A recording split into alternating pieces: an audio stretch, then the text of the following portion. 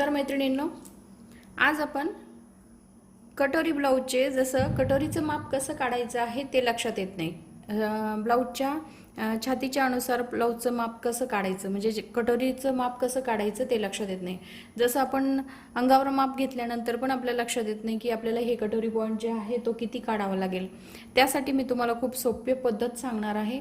तर व्हिडिओ पूर्ण बघा आणि आवडला तर लाईक करा, शेअर करा आणि आमच्या चॅनलला सबस्क्राईब करा.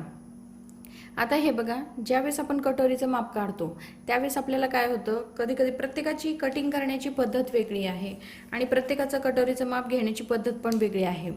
पण ज्यावेळेस आपण अंगावर माप घेतो किंवा त्या पद्धतीने आपण ब्लाऊजवर माप घेतो, जसं कटोरीचा पार्ट जो आहे काही वेळेस थोडासा कमी पाहिजे असतो, कधी कधी खूप मोठा होऊन जातो, तर ती व्यवस्थित बसली पाहिजे आणि व्यवस्थित त्या पद्धतीचं आलं पाहिजे.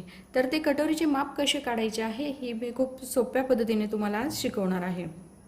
आता हे बघा, ज्यावेळेस आपण कटोरीचे माप काढतो, आता आपल्याला छातीचं माप काढता येतं, कमरेचं माप काढता येतं, इथे आपल्याला शोल्डरचे माप काढता येतात, गळ्याचं पण माप काढता येतं. काही काहींची पद्धत अशी असते की इथपासून इथपर्यंत मोजून त्या पद्धतीने कटोरीचं माप काढत असतात. आणि पण ज्यावेळेस आपण अंगावर माप घेतो तर आपल्याला 5 इंच घ्यायची का 6 इंच घ्यायची हे लक्षात येत नाही. तर मी खूप सोपी पद्धत शिकवणार आहे. आता हे बघा, ज्यावेळेस आपण शोल्डर घेतो ब्लाऊजचे, ज्यावेळेस आपण शोल्डर मोजतो तर शोल्डर जे इथं बाही जी आपण जॉईंट करतो, बाही जी जॉईंट करतो याच्या सरळ रेषेमध्ये आपल्याला काय करायचं आहे, इथे आपल्याला कटोरीचे माप टाकायचे आहे. हे बघा, इथे आपल्याला कटोरीचे माप कसे टाकायचे, इथे आपल्याला सरळ रेषेमध्ये, ह्या सरळ रेषेमध्ये इथे कटोरीचे माप टाकायचे आहे. आता इथे कटोरीचे माप टाकल्यानंतर ज्यावेळेस आपण क्रॉसपट्टी घेतो तर त्यावर आपल्याला काय करायचं आहे, ह्या शोल्डरच्या मापामध्ये इथे बरोबर सरळ रेषेमध्ये आपल्याला हे कटोरीचं एक माप टाकायचं आहे. आता इथं जे एक निशाण देतो त्यावेळेस आपली ही कटोरीचं जे पार्ट आहे तो बेसिक पार्ट निघत असतो, कारण आपल्याला येथे ह्या कटोरी पार्टला आपल्याला वाढवायचं असतं. तर हा जो आहे हा आपल्याला बेसिक माप जे आहे, कारण अंगावर माप जर घेतलं तर आपण शोल्डरला आपण व्यवस्थित हे शोल्डर काढू शकतो. शोल्डर काढल्यानंतर शोल्डरच्या पूर्णपणे सरळ रेषेमध्ये आपल्याला काय करायचं आहे, इथे आपल्याला कटोरीचे माप जे आहे, कटोरीच्या मापासाठी एक मार्किंग करायचं आहे आणि त्या हिशोबाने आपल्याला इथे राऊंड शेप द्यायचा आहे. इथे राऊंड शेप दिल्यानंतर आपली ही बेसिक कटोरी निघते. बेसिक कटोरी दिल्यानंतर कटोरी कशी वाढवायची आहे ही पण मी तुम्हाला शिकवलेली आहे, तरी पण मी तुम्हाला यामध्ये शिकवते. आता ज्यावेळेस आपण हे कटोरीचं पार्ट बेसिक काढतो त्यानंतर काय करत असतो, एक तर कधी कधी ह्या कटोरीच्या पार्टवर पण वाढवू शकतात, नसेल तर सरळ आपण हा जो पार्ट असतो कटोरीच्या साईडचा जो पार्ट असतो तो घेतो आणि पूर्णपणे राऊंड शेप आपण देत असतो. राऊंड शेप दिल्यानंतर आपण काय करत असतो, गळ्याचा जो रुंदी आहे, गळा रुंदी आपण 2.5 इंच घेतो आणि खालच्या साईडला गळा उंची जी आहे ती 1.5 इंच घेत असतो आणि गोल राऊंड देत असतो. गोल राऊंड दिल्यानंतर आपल्याला हा गळ्याचा आकार जो आहे तो निघत असतो.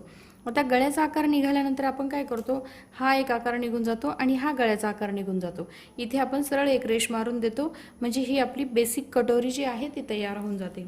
आता बेसिक कटोरी तयार झाल्यानंतर आपल्याला काय करायचं आहे, इथे आपल्याला जेवढं आपलं माप निघतं, जेवढं कटोरीचं पार्टचं माप निघतं त्याचा सेंटर आपल्याला काढायचा आहे. त्याचा सेंटर काढल्यानंतर तिथून खाली आपल्याला 1.5 इंच घ्यायचं. आता तिथे खाली आपण 1.5 इंच घेतल्यानंतर आपल्याला काय करायचं, त्याच्या खाली 1.5 इंच, सेंटरपासून खाली 1.5 इंच घेतल्यावर इथपासून सेंटरपासून 1.5 इंच घ्यायचं, म्हणजे हे 1.5 इंच आपला टक्स पॉईंट येणार आहे. या साईडनी 1.5 इंच आणि ह्या साईडनी 1.5 इंच.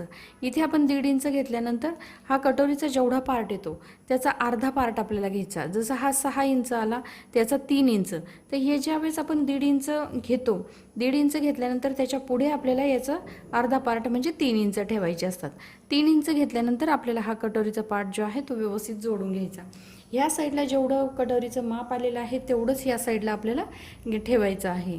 आणि ठेवल्यानंतर खालच्या साईडला आपण 1.5 इंच घेतलेलं असतं, खालच्या साईडला 1.5 इंच, इकडच्या साईडला जेवढं येतं तेवढं आणि ह्या साईडला पण तेवढंच ठेवायचं आणि हा कटोरीचा आकार जो आहे तो व्यवस्थित द्यायचा असतो.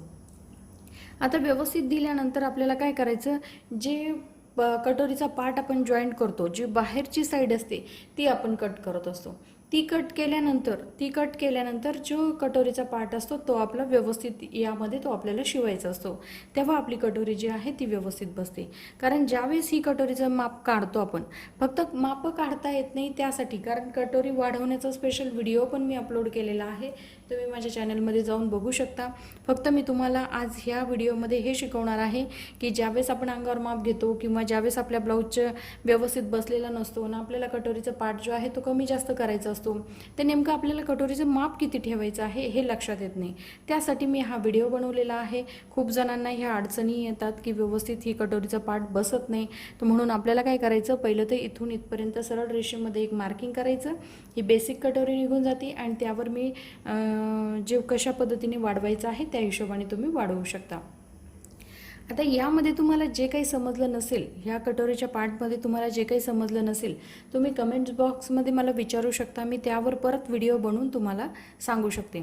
आणि तुम्हाला अजून कुठले नवीन व्हिडिओ पाहिजे असेल तर तुम्ही त्या पद्धतीने, ज्यांना जे समजत नसेल त्या पद्धतीने जरी कमेंट्समध्ये तुम्ही सांगितलं तर मी त्यावर पण व्हिडिओ बनवू शकते। आता हे खूप सोप्या पद्धतीने हा व्हिडिओ बनवलेला आहे, म्हणजे ज्यांना ब्लाऊजचं माप कळत नसेल किंवा काढता येत नसेल त्यांनासुद्धा हे कटोरीचे माप जे आहे ते व्यवस्थित काढू शकतात। आता हा जर व्हिडिओ तुम्हाला आवडला असेल तर प्लीज लाईक करा, शेअर करा आणि आमच्या चॅनलला सबस्क्राईब करा। धन्यवाद।